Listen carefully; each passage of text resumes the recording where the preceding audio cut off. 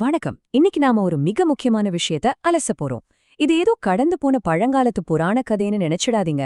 பல்லாயிரம் வருஷங்களுக்கு முன்னாடி சொல்லப்பட்ட முருகப்பெருமானோட வரலாறு இன்னைக்கு நம்ம மைண்டுக்குள்ள இருக்கிற இருளையும் நாம டெய்லி ஃபேஸ் பண்ற ஸ்ட்ரெஸ், பயம் மாதிரியான பிரச்சனைகளையும் எப்படி முறியடிக்கிற ஒரு சூப்பரான தத்துவ வழிகாட்டியா இருக்கு அப்படிங்கறத தான் இன்னைக்கு நாம டீப்பாவும் ரொம்ப இன்ட்ரெஸ்டிங்காவும் பார்க்க போறோம்.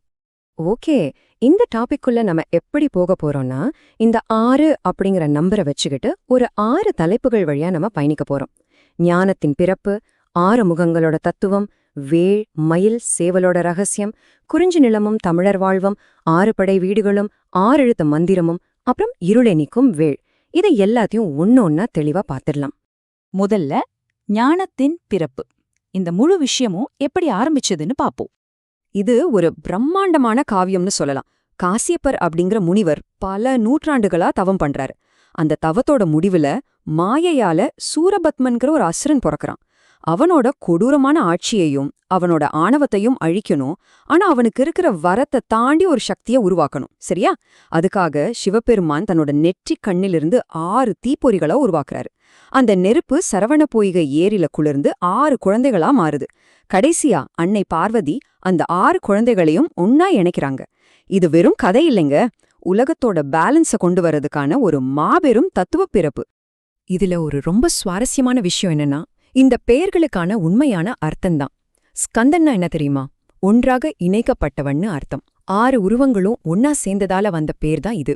அதே மாதிரி முருகு அப்படின்னா அழகு, இளமை, அப்புறம் இயற்கையான மனம்னு அர்த்தம். அவரோட இந்த உருவமும் சரி, பெயர்களும் சரி, எல்லா உயிர்களையும் அட்ராக்ட் பண்ற மாதிரி ஒரு நித்தியமான, எல்லாரையும் இணைக்கிற சக்தியா ரொம்ப ரொம்ப கவனமா வடிவமைக்கப்பட்டிருக்கு.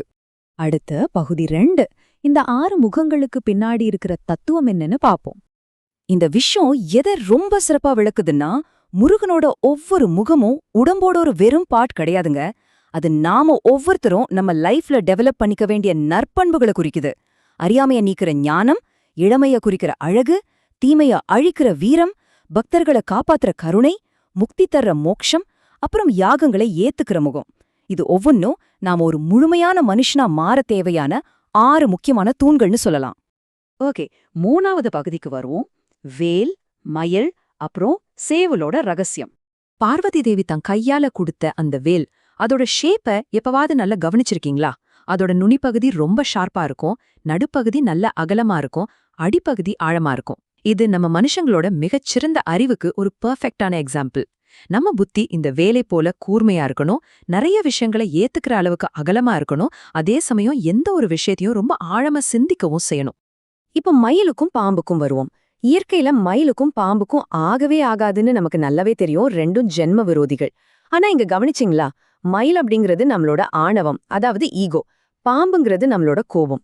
நாம அழிக்க வேண்டிய இந்த 2 கொடிய எமோஷன்ஸையும் எப்படி அடக்கி ஒரு சரியான பேலன்ஸ்ல வச்சுக்கணும் அப்படிங்கறத தான் இது நமக்கு ரொம்ப தெளிவா உணர்த்துது. சரி, இந்த சேவல் கொடி என்னன்னு தெரியுமா? சிம்பிளா சொல்லணும்னா, இது ஒரு ஸ்பிரிச்சுவல் அலாரம் மாதிரி. காலையில கூவி விடியல் அறிவிக்கிற சேவல் மாதிரி நம்மளோட ஆன்மீக அறியாமையெல்லாம் முடிவுக்கு வந்து ஞானம் அப்படிங்கிற வெளிச்சம் பிறக்க போகுதுங்கிறத நமக்குள்ள எப்பவும் ஞாபகப்படுத்திட்டே இருக்கிற ஒரு அனௌன்சர் தான் அவர் கையில இருக்கிற இந்த சேவல் கொடி. இப்போ 4வது பகுதி, குறிஞ்சி நிலமும் தமிழர் வாழ்வும். சங்க காலத்துல மலையும் மலை சார்ந்த இடமுமான குறிஞ்சி நிலத்த மக்கள் முருகன சேயோன் அப்படின்னு கூப்பிட்டாங்க. சிவந்த நிறம் கொண்டவன் அப்படிங்கிறது தான் இதோட அர்த்தம். அவங்க முருகனை ஏதோ தூரத்துல இருக்கிற சாமியா பார்க்கல, தங்களோட சொந்த தலைவனா ஏத்துக்கிட்டு காட்டுல கிடைக்கிற தேனையும் திணையையும் வச்சு வழிபட்டாங்க. இது நம்ம தமிழர்களோட அன்றாட வாழ்வோடும் இயற்கையோடும் அப்படியே இரண்டர கலந்த ஒரு அழகான வாழ்க்கை முறை. அடுத்து 5வது பகுதி, 6 படை வீடுகளும் அந்த 6 எழுத்து மந்திரமும். இந்த 6 பட வீடுகளும் சும்மா பில்டிங்ஸோ இல்ல வெறும் கோயில்களோ கிடையாது. திருப்பரங்குன்றம் அருளையும் திருமணத்தையும் குறிக்குது. திருச்செந்தூர் அநீதியை அழிச்ச வீரத்தை உணர்த்துது. பழனி குடும்பத்தை விட்டு பிரிஞ்சு நிக்கிற எளிமையோட அடையாளம். சுவாமிமலை குருவாகிருந்து தந்தைக்கே பாடம் சொன்ன இடம். திருத்தணி காதல குறிக்கிற இடம். பழமுதிர்ச்சோட கருணைய வெளிப்படுத்துற இடம். இப்படி ஒவ்வொரு கோயிலும் நம்ம வாழ்க்கையோட ஒவ்வொரு எமோஷனையும் நற்பண்பையும் குறிக்கிற ஒரு சைக்கலாஜிக்கல் சென்டராவே செயல்படுது. சரவண பவ, இந்த மந்திரத்தை நீங்க நிறைய தடவை கேட்டிருப்பீங்க. ஆனா இத ஆழமா கவனிச்சிருக்கீங்களா? இது வெறும் சவுண்ட் கிடையாது. இதுல இருக்கிற ஒவ்வொரு எழுத்தும் ஒவ்வொரு நன்மையை டார்கெட் பண்ணுது. சா செல்வத்தை தரும், ரா கல்வியை கொடுக்கும், வா சந்தோஷத்தை தரும், நா கெட்ட எண்ணங்களையும் எதிரிகளையும் வெல்ற சக்தியை தரும், பா ஆபத்திலிருந்து காப்பாத்தும், வா நோயற்ற வாழ்வை கொடுக்கும்.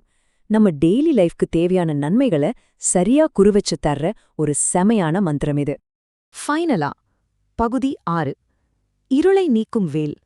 சோ இதிலிருந்து நாம தெரிஞ்சுக்க வேண்டிய முக்கியமான விஷயம் என்னன்னா, நீங்க இப்ப ஃபேஸ் பண்ணிட்டு இருக்கிற ஒவ்வொரு தனிப்பட்ட பிரச்சனைக்கும் ரொம்ப அக்யூரேட்டான சொல்யூஷன்ஸ் நம்ம பண்பாட்டுல கொடுக்கப்பட்டிருக்கு. ஹெல்த் நல்லா இருக்கணுமா, கந்த சஷ்டி விரதம் இருக்கு. எஜுகேஷன்ல சக்சஸ் வேணுமா, நெய் தீபம் ஏத்துங்க. வெல்த் வேணும்னா திருச்செந்தூர் வழிபாடு கை கொடுக்கும். பயம் நீங்கி தைரியம் வரணும்னா காவடி வழிபாடு ஹெல்ப் பண்ணும். உங்களோட தேமை எதுவோ அதுக்கான பிராக்டிக்கலான அப்ளிகேஷன் இதுல இருக்கு. இந்த மொத்த அலசலோட கிளைமேக்ஸ் இதாங்க. சூரபத்மன் அப்படிங்கிறவன் புராணங்கள்ல வர ஏதோ ஒரு அரக்கன் மட்டும் கிடையாது. அவன் வேற யாரும் இல்ல, உங்க மனசுக்குள்ள இருக்கிற பயம், ஈகோ, அப்புறம் குழப்பம். அதே மாதிரி வேள் ஏதோ ஒரு இரும்பு ஆயுதம் கிடையாது. அது அந்த குழப்பத்தை எல்லாம் அடிச்சு நொறுக்கிட்டு உங்ககிட்ட பிறக்கிற முழுமையான மனத்தெளிவு.